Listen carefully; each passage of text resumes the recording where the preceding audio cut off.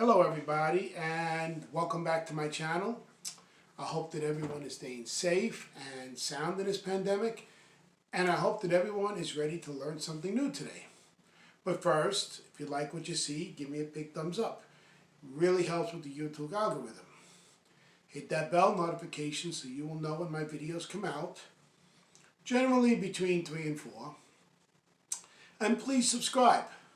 By you subscribing to my channel, it shows me that you appreciate what I'm doing, and I thank everyone who has subscribed up until now, and for those who will subscribe in the future.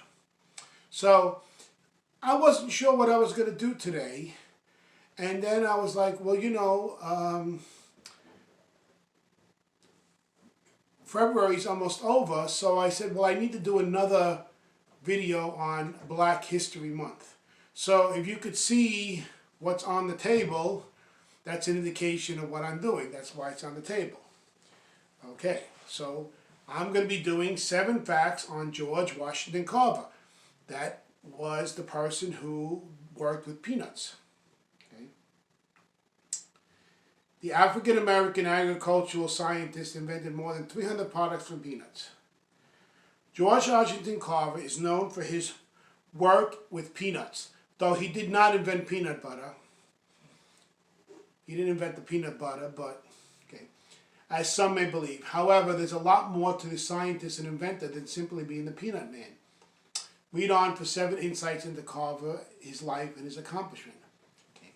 He was known as the young plant doctor. Even as a child, Carver was interested in nature. Spared from demanding work because of his poor health, he had the time to study plants.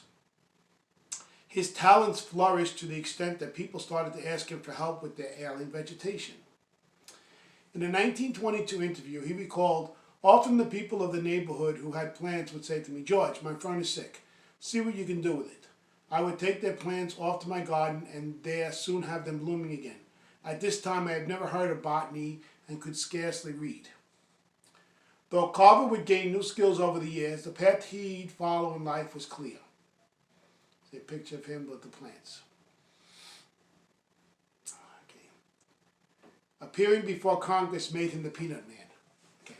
Besides peanuts, Carver's research also involved clays, seeds, and sweet potatoes. So why is this name associated with just one legume? It's thanks in large part to an appearance he made before the House Ways and Means Committee. In 1920, Carver spoke at the United Peanut Association of American Convention. He was such a success that the group decided to have him tell Congress about peanuts and the need for a tariff in January 1921. Though his congressional presentation didn't start out well, the representatives weren't predisposed to listen to a black man. Carver ended up winning over the committee. They were drawn into testimony that it covered many of the products Carver had created with peanuts, such as flour, milk, dyes, and cheese, and ended up inviting him to take as much time as he needed to talk. After his appearance, peanuts and Carver were intertwined in the public mind. The scientist didn't mind the association, however. When asked in 1938 if his work with peanuts was his best, Carver answered, no, but it has been featured more than any other work. He believed peanuts could fight polio. Polio victims were often left with weakened muscles or paralyzed limbs. Carver felt that peanuts, or rather peanut oil, could help these people regain some lost functions. In the 1930s, Carver began to treat patients with peanut oil massages. He reported positive results, which in turn made more and more people want to undergo the treatment. Even Franklin D. Roosevelt joined in. Gifted with the oil by Carver, he told the scientist, I do not use peanut oil from time to time, and I'm sure that it helps. Unfortunately, despite the improvements that Carver witnessed and reported, there was never any significant evidence that peanut oil actually helped polio victims recover. Instead, the patients may have benefited from the massage treatment itself, as well as the attentive care that Carver provided. So the worst that could happen is they smell like peanuts. He didn't write down details. Though Carver worked on many products, both peanut and non-peanut, he didn't see the need to keep detailed records. In 1937, Carver was asked for a list of peanut products that he developed. He wrote a reply, "There are more than 300 of them. I do not attempt to keep a list, as a list today would not be the same tomorrow if I am allowed to work on that particular product. To keep a list would also give the Institute a great deal of trouble, as people would write wanting to know why one list differs from another. For this reason, we have stopped sending out lists."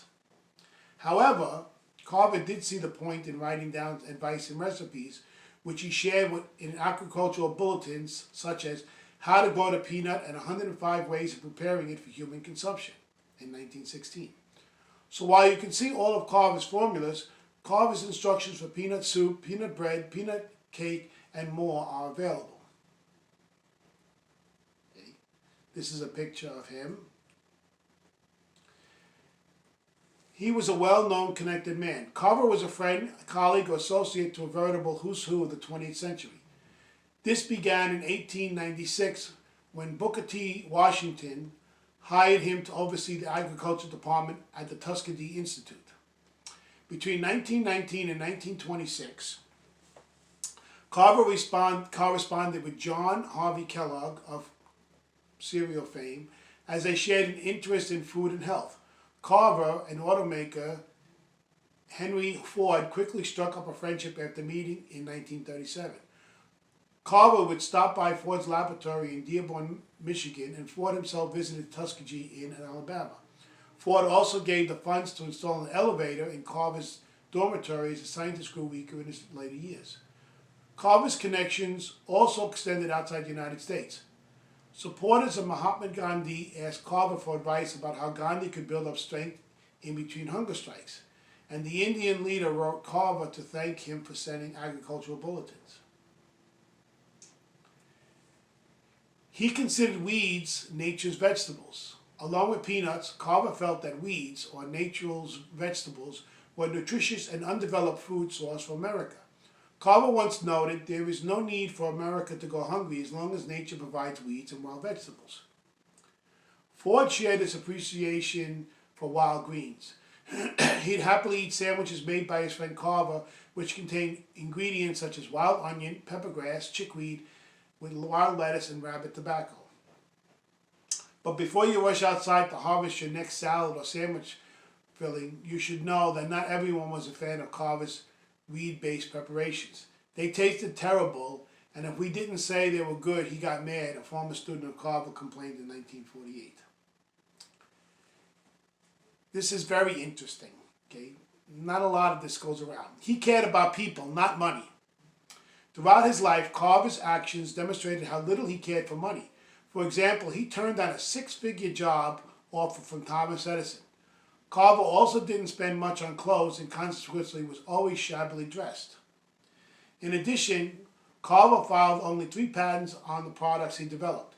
As he explained, "One reason I never patent my products is that if I did, it would take so much time I would get nothing else done. But mainly, I don't want any discoveries to benefit specific favored persons. I think they should be available to all people." In 1917, Carter revealed what motivates him. "Well, someday I will have to leave this world, and when that day comes, I want to feel that my life has been of some service to my fellow man." When he passed away in 1943, he would seem he had lived just such a life. Okay, so that's it on George Washington Carver. Okay. So, the reason why I did that today was, like I said, because of Black History Month, and because I love peanut butter. If it wasn't for him, I don't know how I would get through my youth. When I was young, I used to eat peanut butter and jelly sandwiches almost every day. My mother would ask me, "What do you want for lunch?" "Peanut butter and jelly." My mother was like, "Okay." Almost every single day when I went to school, I would have peanut butter and jelly. I love peanut butter. I eat peanuts, peanut butter, anything peanut related. Luckily, I'm not allergic to peanuts. Okay. And that's what I'm going to have for lunch today after I finish this video, because now I have a taste for peanut butter. Again, if you like what you see, give me a big thumbs up. Hit that bell notification, and please subscribe. By you subscribing to my channel, it shows you appreciate what I'm doing, and I thank all of you from the bottom of my heart. I will see you tomorrow. Take care, and goodbye.